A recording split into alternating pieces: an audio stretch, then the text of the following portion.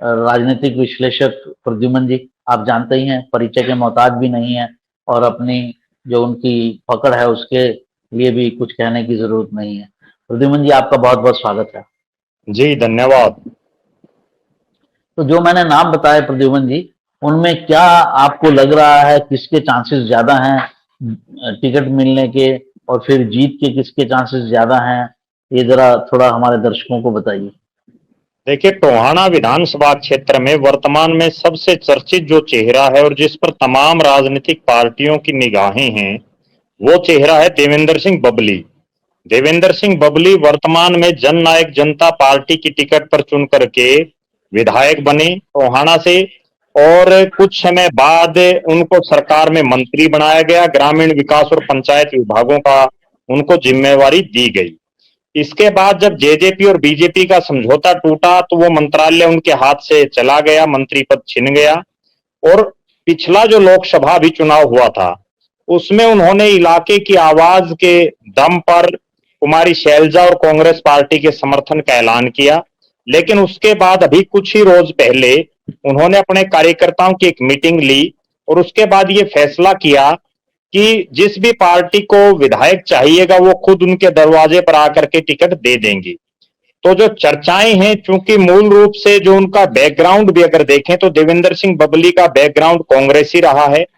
JJP की ticket पर चुनाव लड़ने से पहले भी वो कांग्रेस में थे, लेकिन अंतिम समय में उनकी टिकट काट करके और वहां से एक बार फिर से परमवीर सिंह को कांग्रेस ने टिकट दी, जिसकी वजह से एंड टाइम पर वो जेजेपी में चले गए। दुष्यंत चौटाला की पार्टी से वो विधायक बने और उसके पीछे एक बहुत बड़ा हाथ डॉक्टर अशोक तंवर का भी रहा, क्योंकि वो कांग्रेस में डॉक्टर अशोक तंवर जब प्रदेश अध्यक्ष थे तो उनके साथ उन्होंने बहुत सी साइकिल यात्रा से लेकर के और तमाम जलसे जुलूसों में हिस्सा लिया। कांग्रेस पार्टी का जहां तक सवाल है, मैं ऐसा मान रहा हूं कि आज भी सबसे बड़ा चेहरा अगर कोई है वर्तमान में जितने कांग्रेसी हैं तो उनमें सरदार परमवीर सिंह का ही दिखाई देता है। सरदार परमवीर सिंह चूंकि इस इलाके से कई बार खुद विधायक रहे, उनके पिताजी सरदार हरपाल सिंह इस इलाके से कई बार विधायक रहे, दोनों पिता पुत्र मंत्री रहे। सरदार हरपाल सिंह प्रदेश कांग्रेस के अध्यक्ष भी रहे। और जो दावेदारों का जो आपने ब्यौरा दिया उनमें भी परमवीर सिंह के अलावा उनके भाई रणधीर सिंह जो फतेहाबाद जिला कांग्रेस कमेटी के अध्यक्ष भी रहे हैं, वो दोनों भाई अब चुनावी तैयारियों में जुटे हुए हैं। तो कहीं ना कहीं एक जो बड़ा नाम दिखाई दे रहा है वो नाम परमवीर सिंह का। दूसरा, जैसे आपने बताया आपके सर्वे के माध्यम से, सरदार निशान सिंह का। सरदार निशान सिंह जेजेपी के प्रदेश अध्यक्ष रहे। उससे पहले वो 2000 में जब इंडियन नेशनल लोकदल पार्टी की सरकार बनी थी, प्रदेश में चौधरी ओम प्रकाश चौटाला मुख्यमंत्री बने थे, उस समय वो इनेलो के यहां से विधायक थे। उसके बाद यहां चूंकि चौधरी ओम प्रकाश चौटाला की जो बेटी हैं वो भी इसी इलाके में ब्याही हुई हैं और उनके जो दोहते हैं वो भी यहां से चुनावी तैयारियां कर रहे थे। उसी के सिलसिले में इनेलो को छोड़ करके सरदार निशान सिंह, जब इनेलो का विभाजन हुआ तो वो जेजेपी में चले गए और जेजेपी ने उनको प्रदेश का अध्यक्ष बना दिया। अब जो ओवरऑल जो कंक्लूजन दिखाई दे रहा है वो ये है कि वर्तमान के जो कांग्रेसी हैं उनमें मुख्य दावेदार परमवीर सिंह और सरदार निशान सिंह हैं। एक चर्चा ये भी चल रही है पिछले काफी दिनों से कि सरदार निशान सिंह को पार्टी टोहाना की बजाय रानिया के चुनावी मैदान में भी उतार सकती है। वहां भी उनकी सरगर्मियां कुछ ज्यादा तेज हो चुकी हैं। जहां तक सवाल है फतेहाबाद का, अगर सबसे बड़ा जो बात है वो ये है कि देवेंद्र सिंह बबली क्या करते हैं। तमाम राजनीतिक पार्टियों को उन पर निगाहें हैं, चाहे वो बीजेपी हो चाहे कांग्रेस हो, वरना क्योंकि चुनाव तो वो लड़ेंगे या फिर वो निर्दलीय लड़ेंगे। कुल मिलाकर के जहां तक आपने ये पूछा कि कौन मजबूत है कांग्रेस से, अगर सिलसिलेवार तरीके से बात करें तो सरदार परमवीर सिंह काफी बुजुर्ग हो चुके हैं और इलाके में भी बहुत ज्यादा वो सक्रिय नहीं है और बहुत ज्यादा लोगों के बीच में नहीं रहते, एक राजसी ठाठ बाट का जीवन वो जीते हैं। जबकि सरदार निशान सिंह के लिए सबसे बड़ी जो समस्या है वो ये है कि अभी जो गत दिनों पंचायत का चुनाव हुआ था उनमें उनके खुद के गांव, जो मामूपुर उनका गांव पड़ता है, वहां से उनके बेटे खुद सरपंची का चुनाव हार गए थे। तो कहीं ना कहीं निशान सिंह के लिए भी राहें इतनी आसान नहीं हैं। इन दो चेहरों के अलावा भी कांग्रेस के कई और नेता इस इलाके में सक्रिय हैं, लेकिन मुख्य रूप से अगर देखें तो इन्हीं तीन चेहरों के इर्द गिर्द ये टिकट घूमेगी। जी। जी।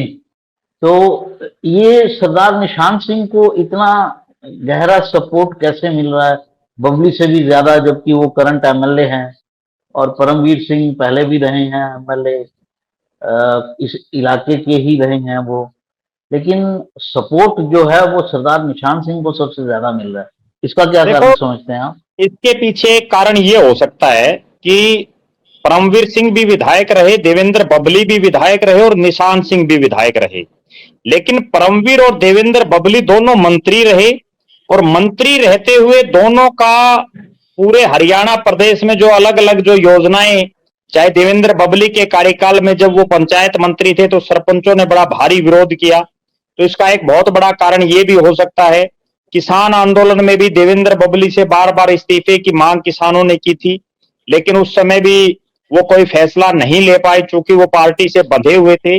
और परमवीर सिंह का जहां तक सवाल है, जैसा मैंने बताया कि वो इलाके में इतने सक्रिय नहीं है, बड़ा नाम है, गांधी परिवार के नजदीकियों में शामिल हैं, और उन्हीं के दम पर वो बार बार यहां से हारे या जीते टिकट ले आते हैं। अगर बात करें परमवीर सिंह, 2014 और 2019 दोनों चुनाव वो हार चुके हैं। 2009 और 2005 में वो यहां से विधायक थे, हुड्डा साहब की सरकार में वो कृषि मंत्री भी रहे। तो कहीं ना कहीं ये कहा जा सकता है कि चूंकि उम्र बहुत ज्यादा हो जाने से और देवेंद्र बबली करंट विधायक हो जाने की वजह से उनका सपोर्ट उनको लोग कम कर रहे होंगे, जैसा आपने सर्वे में दिखाया है।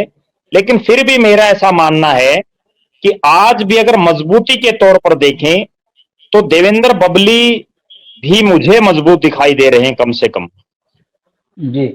बात बीजेपी की कर लेते हैं। बीजेपी में भी जी। हमने, हालांकि बीजेपी में बहुत पॉपुलर नेम नहीं है, कांग्रेस में तो 3-4 पॉपुलर नेम हैं। बीजेपी में हमने नरेश बंसल, संजय रेवड़ी, वेद प्रकाश जांगड़ा, ये वहां पर टोहाना की जो बीजेपी पार्टी में न किसी पद पर हैं, या जिला परिषद में हैं या और किसी पद पर हैं। और विकास बराला ऑब्लिक सुभाष बराला, विकास बराला जो है वो सुभाष बराला के पुत्र हैं, इसलिए हमने दोनों का नाम डाला।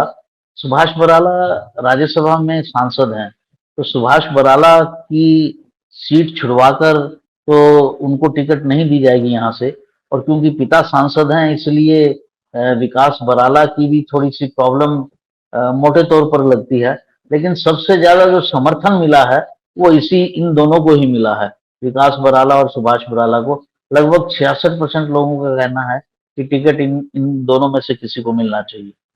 इसे कैसे एक्सप्लेन करेंगे आप? देखो, जहां तक आपने बात की टोहाना में जितने ये नाम आपने गिनाए, केवल भारतीय जनता पार्टी को पिछले काफी सालों से जिन्होंने जिंदा रखा है राजनीतिक रूप से और जिन्होंने लगातार चुनाव लड़े हैं, चाहे वो 2009 का चुनाव हो, 2014 का हो, 2019 का हो, वो हारे या जीते, और 2005 का भी चुनाव हो, लगातार 2005 से सुभाष बराला यहां से चुनाव लड़ रहे हैं।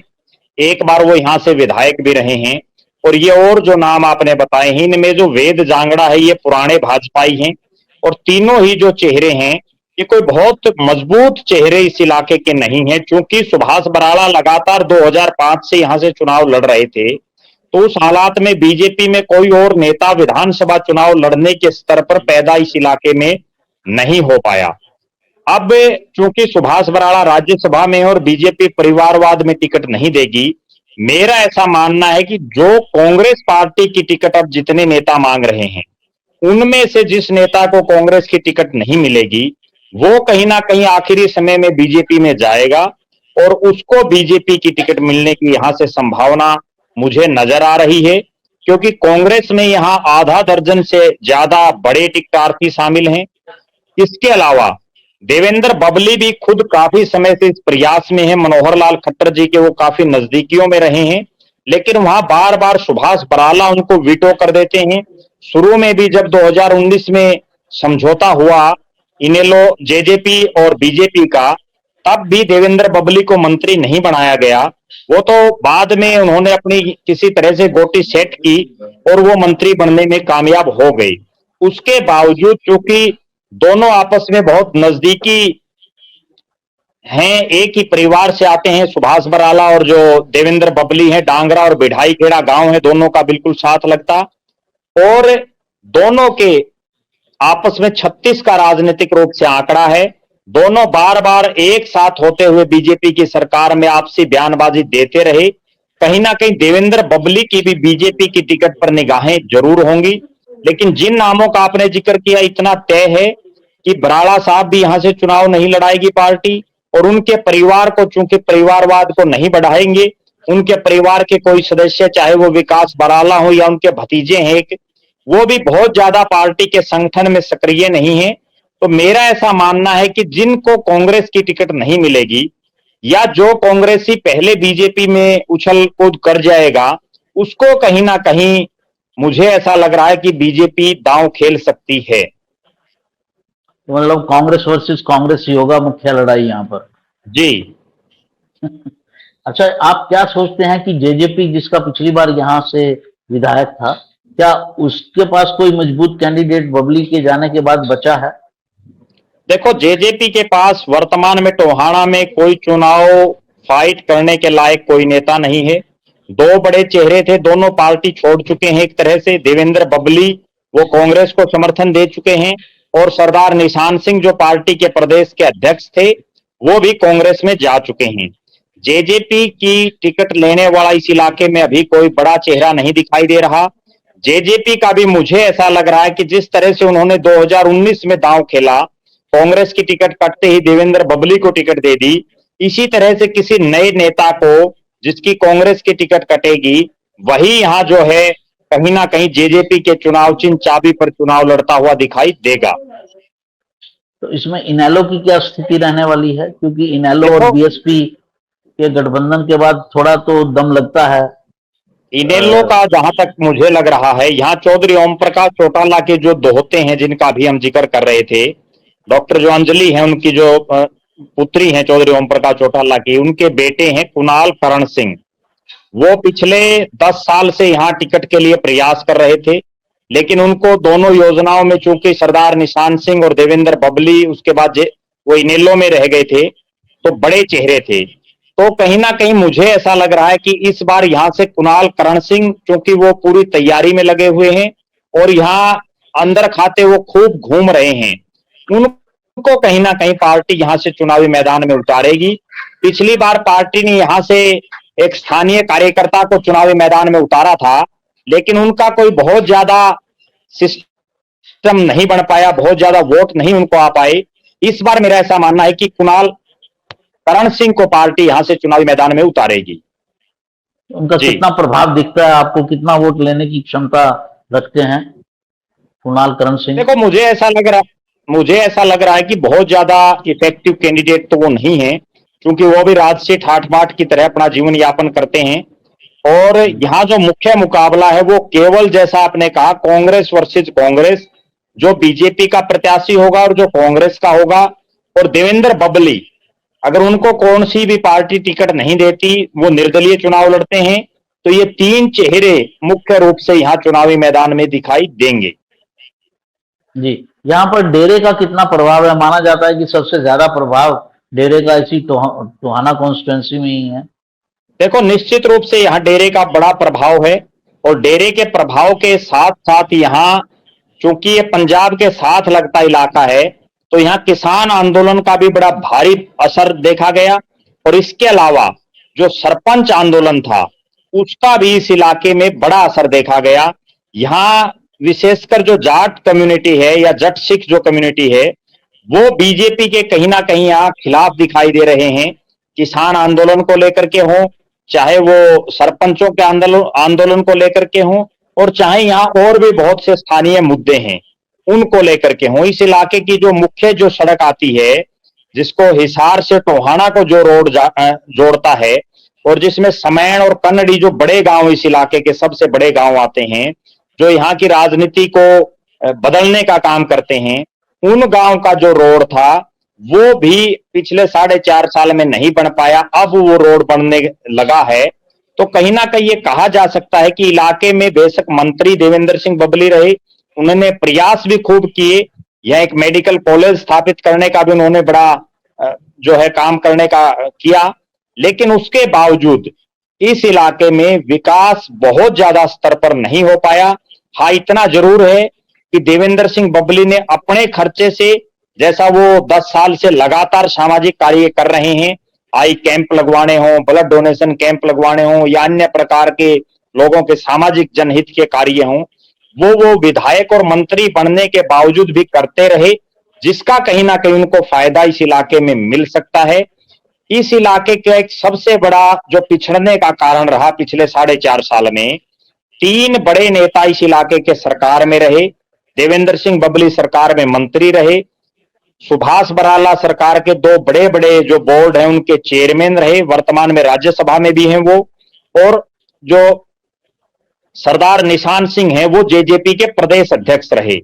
इन तीनों बड़े नेताओं के होने के बावजूद, चूंकि तीनों में आपसी तनातनी रही, आपसी खींचतान रही पूरे 4.5 साल, जिसकी वजह से इस इलाके के विकास के कार्य सही ढंग से नहीं हो पाए, प्रगति के पथ पर नहीं बढ़ पाया टोहाना। जी प्रद्युमन जी, आपने पूरी टोहाना की राजनीति को समझाया।